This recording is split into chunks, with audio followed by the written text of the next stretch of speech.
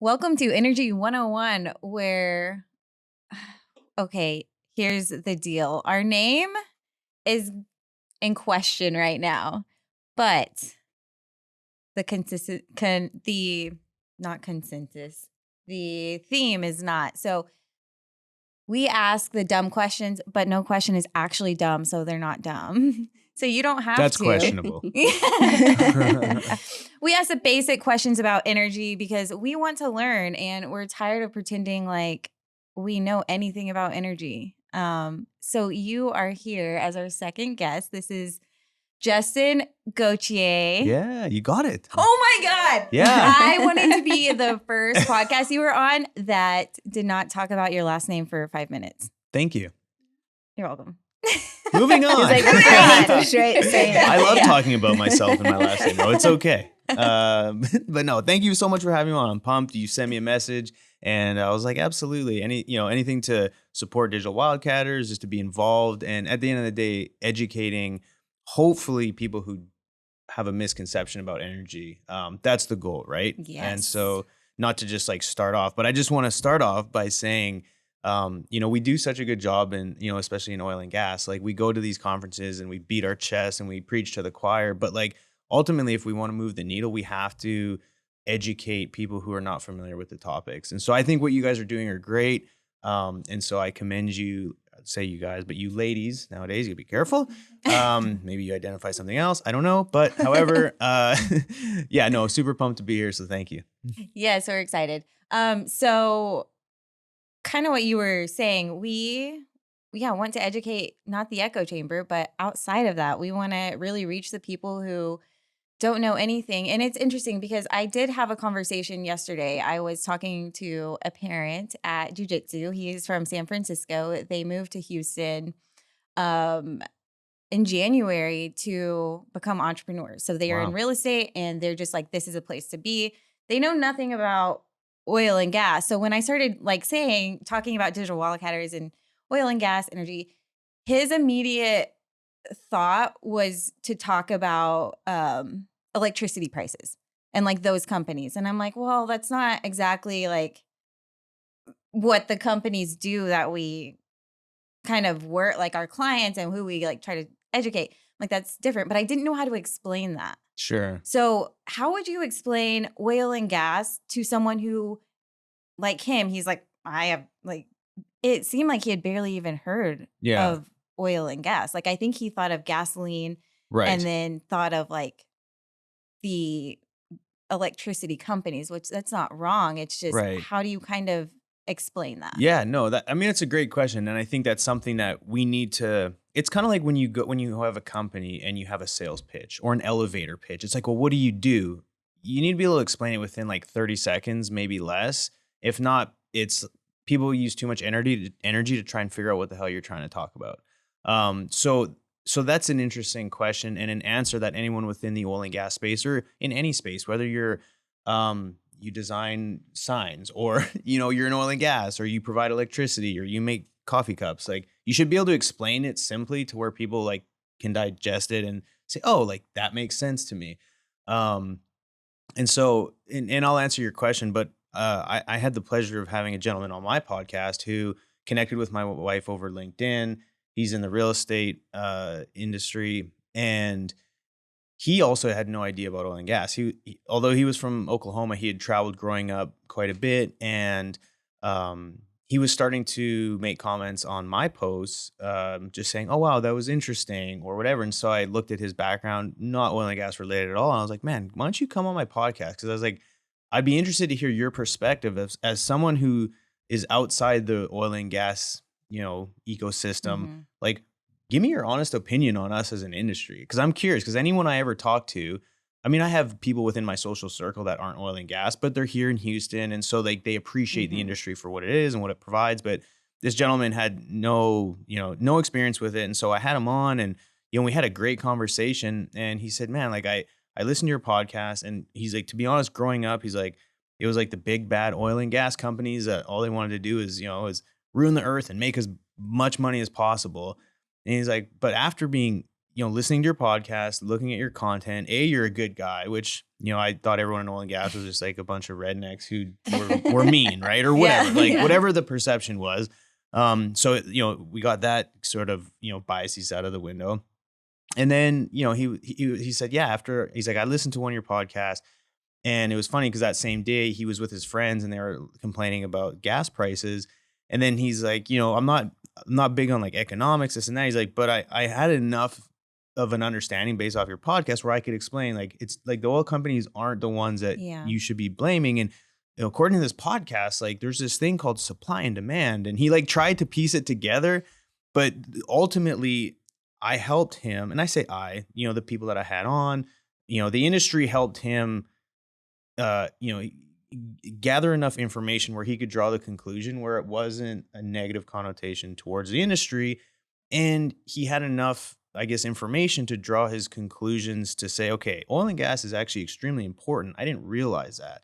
Because he said he grew up in a family where it was kind of demonized and everything else. But now he said, I actually would love for my kids, like if they told me they wanted to get in the oil and gas industry, I would encourage them to do so because it sounds like there's plenty of opportunity. And that was amazing to me. Like I ultimately hope that like that next generation of his family can at least appreciate and have a decent understanding based off their dad's knowledge of the industry. So that to me is why I podcast, is for that exact reason. So to go back and answer your question, like someone comes from whatever, California or wherever, and says, well, what's oil and gas? And what do you guys do? Like ultimately it's, you have three parts. You drill and you extract stuff from the ground, and that stuff helps create energy. It helps create cups. It's hydrocarbons are the backbone for almost anything that we use. And so that, hopefully that's very broad, but I would start with like, the earth has these minerals and this liquid and this gas that ultimately helps make everything you see around us. And then it's like, oh, really? Like, well, give me an example. And gasoline's the easiest one, right?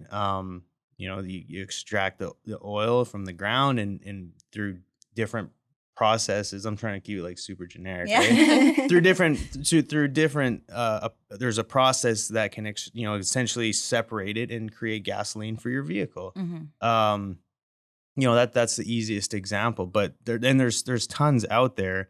And so when you had the interaction with this gentleman, his question was, what is oil and gas, or like how, or what do you do? Ask. So we were talking about just, what we do, the basically industry. Yeah. And I could just tell by the look on his face, he was like, what is oil and gas? Like it seemed like he was thinking like I said, gasoline or just electric companies. So like electricity companies. Right. Rather, because he started talking about how it's crazy here where you have like a ton of different electricity companies to choose from. Yeah. So his mind went immediately to that, right. Which is fine. It's all connected, right? Yeah. And so I guess to get a little bit more technical, I guess, like if someone asked me, I would say, well, there's three main components of the oil and gas industry. You have the upstream, which is where everything happens out in the middle of nowhere and you drill and you extract the oil and gas. And you have the midstream, which you transport that material to these facilities.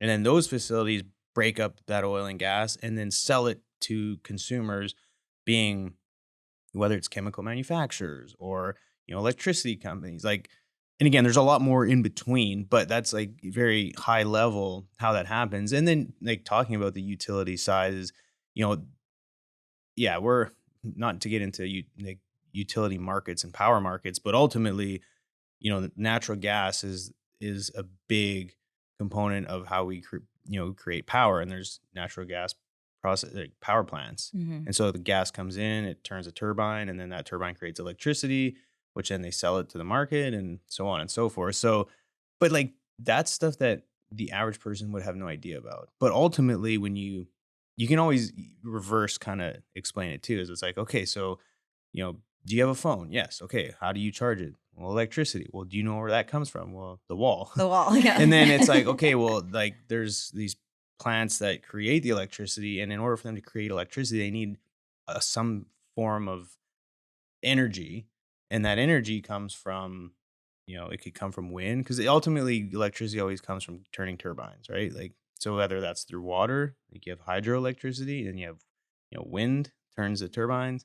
Um, Nuclear power is kind of different in itself, but that's a lot of times is like kind of reverse explaining it. And then like for my daughter, actually, this is a good topic for parents who have kids who are trying to explain energy. And like one thing that we've taught our daughter, my son's not quite old enough to like digest it, but she knows now is like the critical parts of life are food, water, and energy. Like that's what you need.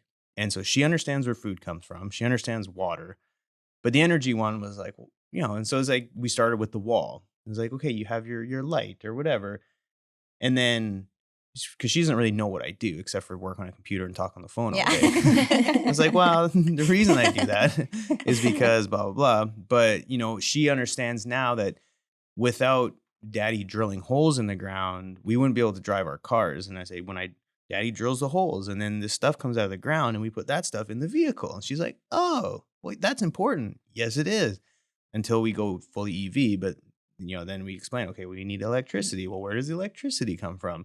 The electricity comes from the wall, and there's these big machines that make electricity. But in order to power the machines, you need the stuff that daddy gets out of the ground. Mm-hmm. And so she's like connecting the dots. And, as we evolve, we'll explain more of like other technologies. But to like, that's if you can explain it to a 6-year-old, hopefully you can explain it to another adult.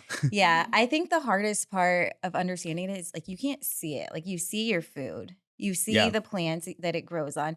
Not everyone is, from Midland, Texas. You don't get to see the rigs that actually drill or the pump jacks that are pumping the oil. So I think that's where it becomes like non-existent to some people who don't see any energy infrastructure at all. Mm-hmm. And so it's interesting that you brought up like two parts. So yes, we had on our last episode, Kay McCall, who she divided up energy into two parts. One was power, which is your turbine. So any wind, exactly what you're saying. Yeah. And the other side of it would be, I can't remember what she called it. I don't know if y'all remember, but basically oil and gas, like what else do we make from that? Like energy aside from like power generation. Okay. Which you kind of already touched on. Like we need petroleum to make all the things we use every single day. Yeah. So, so the energy side is, I would consider the energy side of it as like power and electricity. That to me, when I think energy, that's what I think. However, there's another component, the petrochemical side.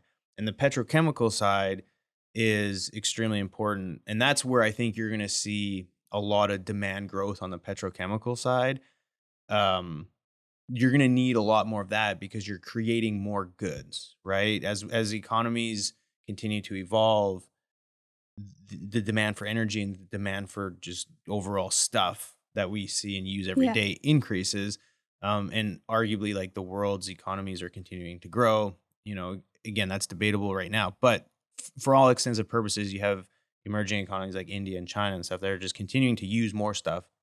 So in order to create more stuff, you have the other side of the energy industry that helps create feedstock for a lot of, and feedstock are like materials. So when you extract oil and gas, there's byproducts after you separate it through heat and other forms of doing that. But again, speaking in very generalities, you have, when you extract stuff out of the ground, you can use some of that to create electricity, and then you can use a lot of that for whether it be fertilizer, whether it be chemicals like that get used in plastics. And so that I would separate like the power and then the petrochemical side. And you can always, again, you can break it down further, and anyone who's listening is probably like, well, yeah, but this, yeah, but that. Like, I know everyone, like take it easy. I'm trying to keep it very simple. I think that on that point, that is where the industry really lacks. Like they like to overcomplicate the way they explain things because it is very in-depth and technical, but you can't, if you were to tell me all the technical stuff, I'd be like, yeah, okay, bye. Yeah, but then, you lose interest. So you have to keep it high level. So you do. You notice it like on TikTok, Colin will make an explainer video and they like, you messed up this. Like, actually, it's this. And it's I know. That's not the point. And that it doesn't matter to people outside of the industry. And that's ultimately who we need to talk to. Right. Yeah. And like whether it's, because again, everyone claims to be an expert. Like, TikTok's a great example.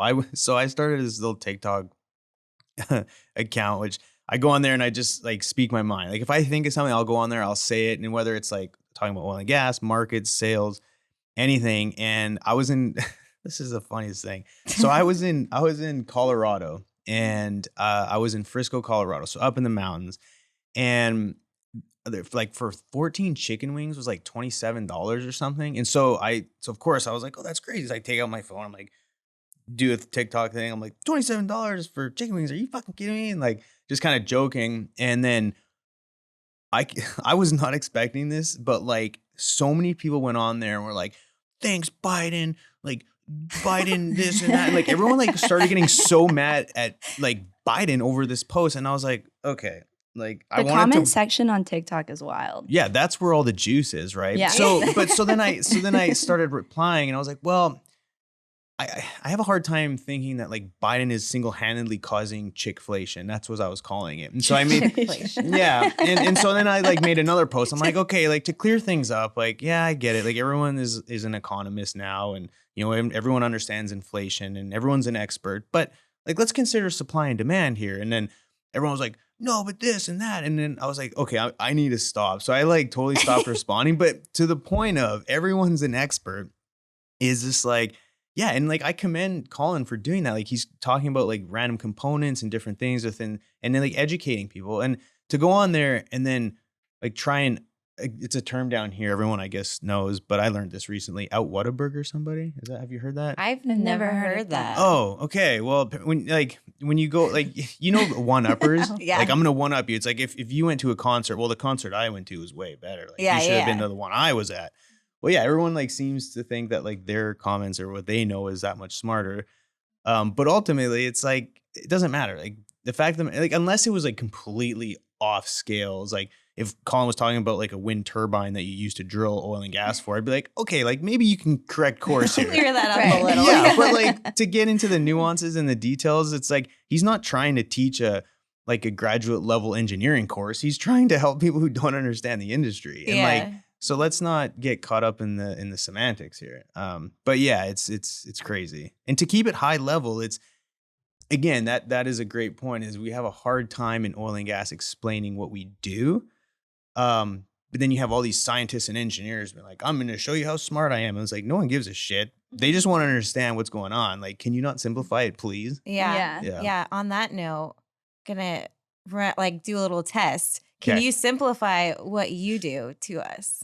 Yeah. So when you drill for oil and gas, I'm going to assume people understand what drilling is. That's fine. Okay. So you have this big machine that sits on the dirt and it drills down to get to the pool of oil, and then it just gushes everywhere, right? Like that's okay.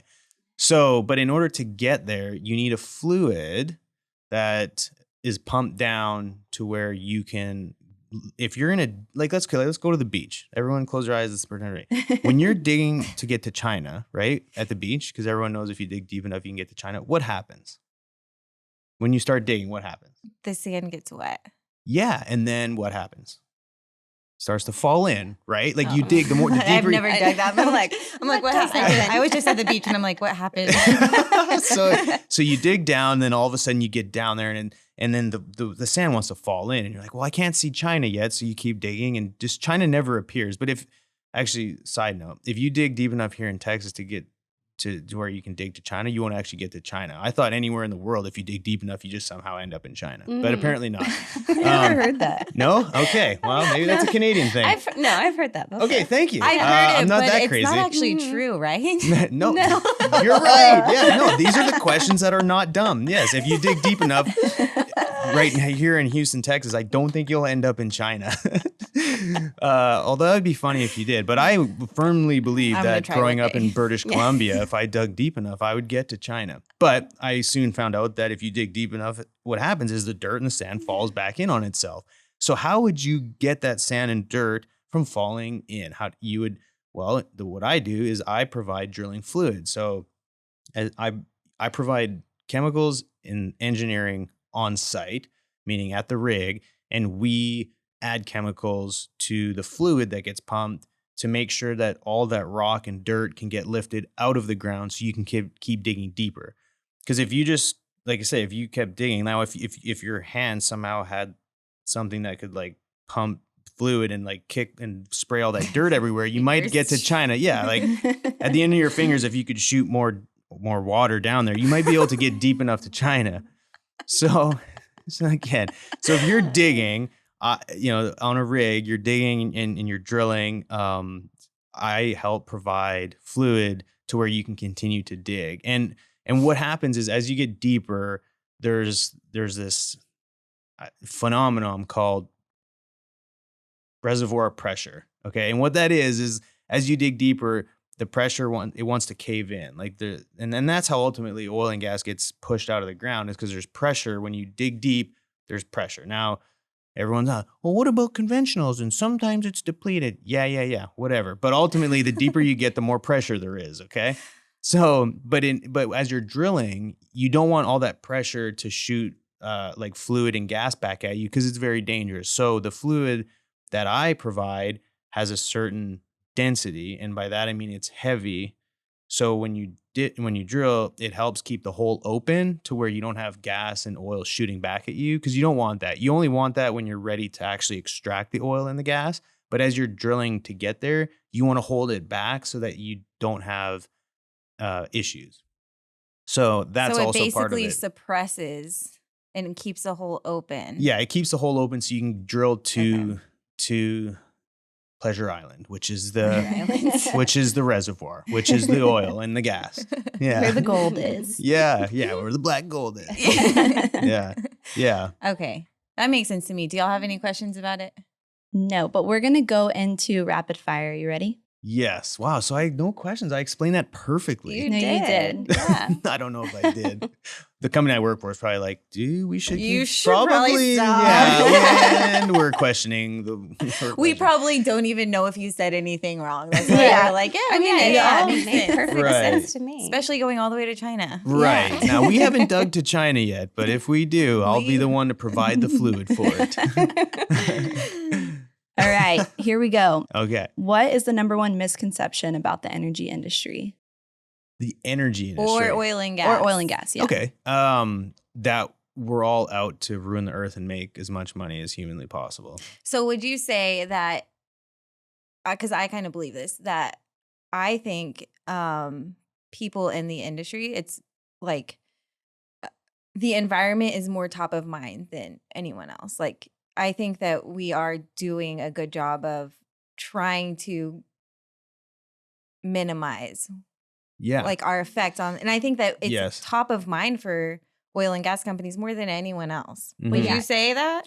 I would say that. And again, I'm somewhat biased because I don't have exposure to other industries who do operate in remote areas that ultimately do dig dirt and take forest away and everything else. However, if you look at land reclamation, especially up in Canada, when an oil and gas company or an energy company goes and does their work, they are responsible for leaving that basically area or that land in better or in the same or better condition than what they left there when they got there. Yeah. So yes, it is a lot of oil. Now, granted, it depends on the company, right? Like a lot of these huge companies, like they have a bullseye on their back, because if anything happens and they're the ones, you're not looking at all these small mom and pops that, if all of a sudden they burn a rig down, like you're going to hear about it. But if like an Exxon or a Chevron does it, like then it's severe. But I can say this through time, and I've been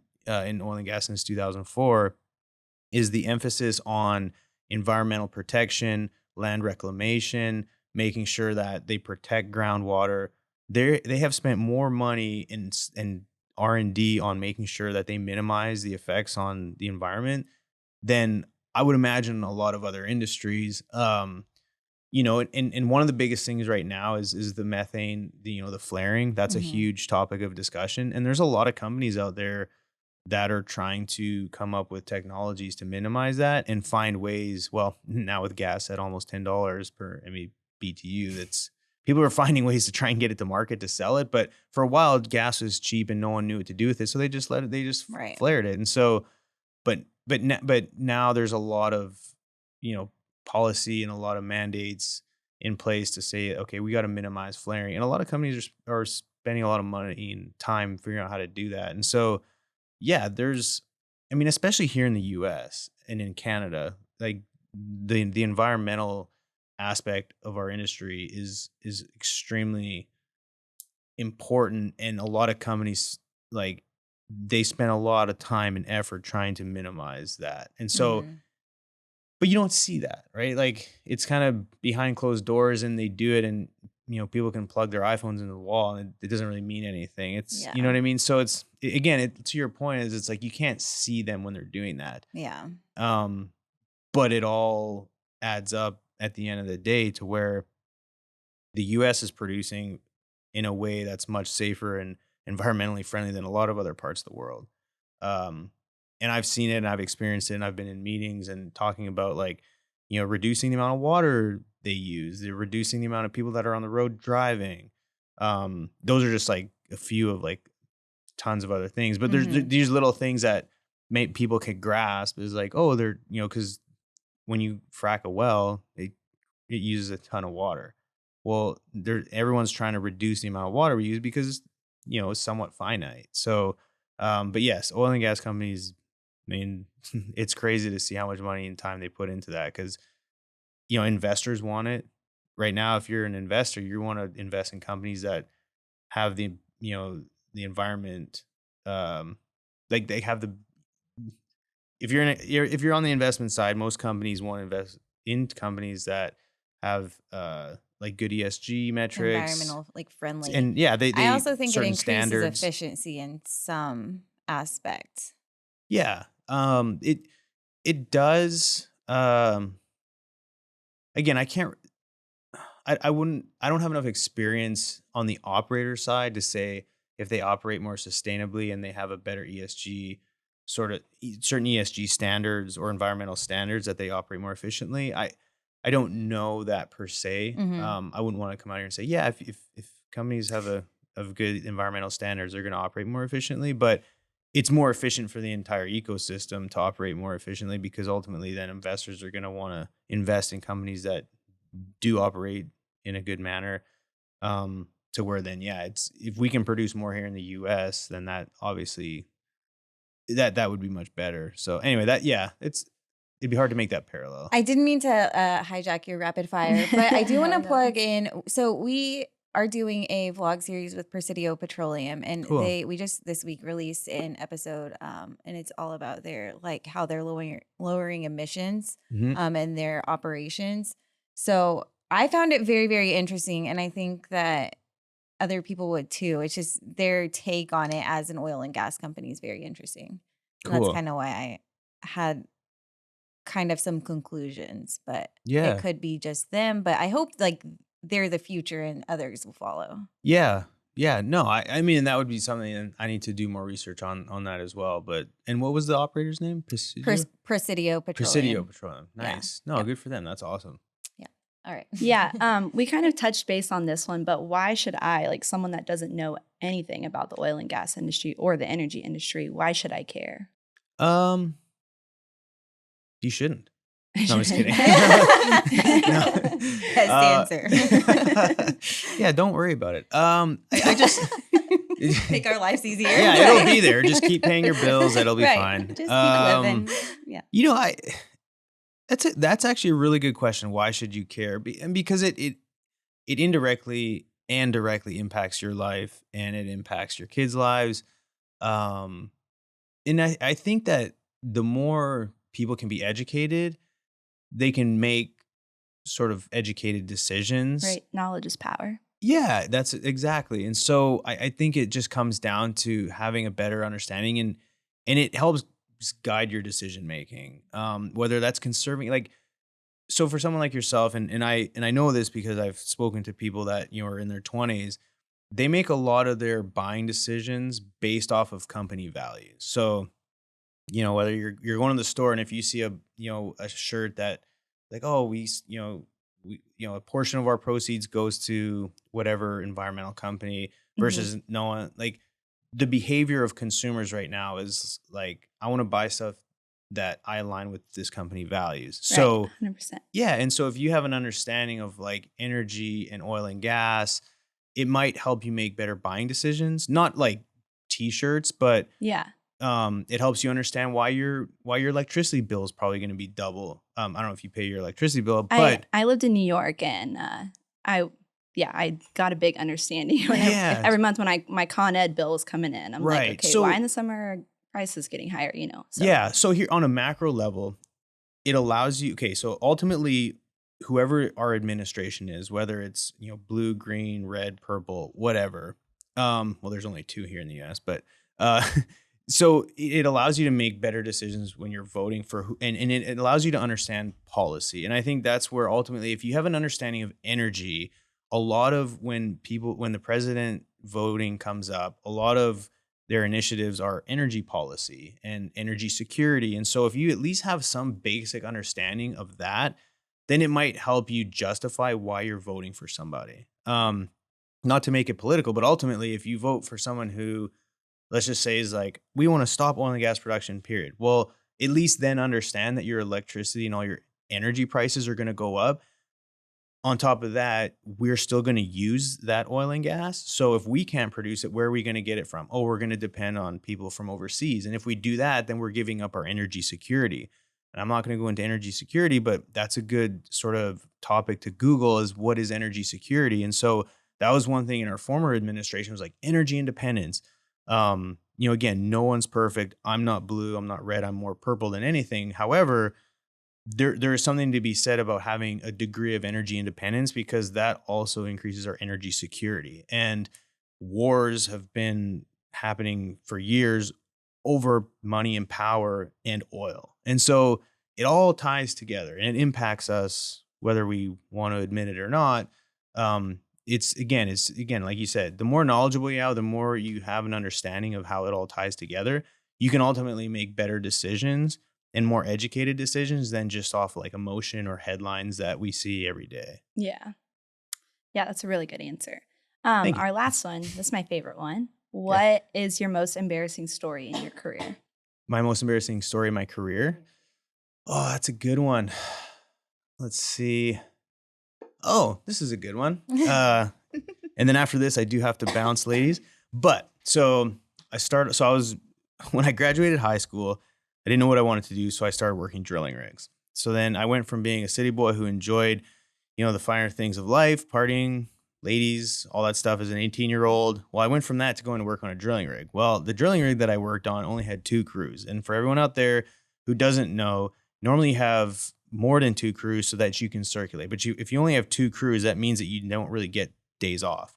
And so when that was happening, so I got onto the rig and I was like, so yeah, this 2 week on, 2 week off thing. And they're like, no, buddy, like, you're out here until we tell you you can go home. And I was like, but I thought, oh, okay, never mind. So anyway, working on a rig, and it had been like 3 weeks. And I was like, I really want to go home. Like, I went from being at home, like comfort of my parents' house, to now working on a drilling rig. And I don't know when I'm going home. This sucks. I hated it. And I was a lease hand. And part of my job on a day-to-day basis was cleaning the rig's toilets and like the bathrooms. And in Canada, the tool pusher's trailer, and the tool pusher is kind of like the boss on the rig. Well, anyway, at the end of his trailer was the bathroom. So one day I was cleaning the bathroom, and I was trying to figure out like how I could get home. And I was like, well, wait, like, I have, a wedding coming up. And I was like, okay, so, but I was too embarrassed to go into my boss's trailer through the front door. But from the bathroom to the door, or from like the bathroom that I was cleaning, there was a door to his office. and I heard him in there on the phone. And so I waited in the bathroom till he was done on the phone. Then I knocked on the door, and his name was Daryl. And he was like, hello? I was like, hey, Daryl, this is Justin. I'm cleaning the bathroom right now. I was wondering if you had a minute. And he's like, what the hell are you doing calling me from the bathroom? I was like, I don't know. And so he opened the door, and he's like, you're the first person that's ever done. He's like, what do you want?